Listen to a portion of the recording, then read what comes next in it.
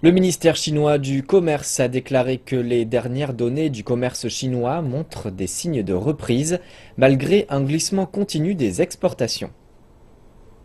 Alors que la croissance du commerce mondial est sur le point d'atteindre son point le plus bas en 3 décennies, on se demande si la mondialisation a atteint son pic.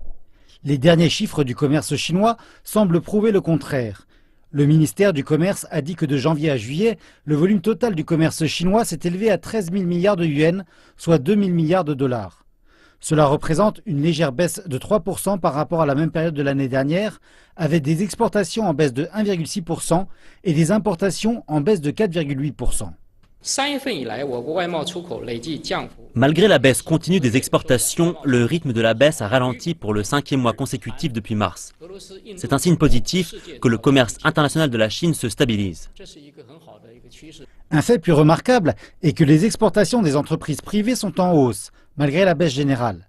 Les entreprises privées ont contribué pour près de la moitié des exportations, plus que les entreprises d'État et les compagnies internationales qui opèrent en Chine. La raison pour laquelle les entreprises privées font mieux à l'exportation est qu'elles sont plus fortes et plus flexibles dans l'ouverture de nouveaux marchés.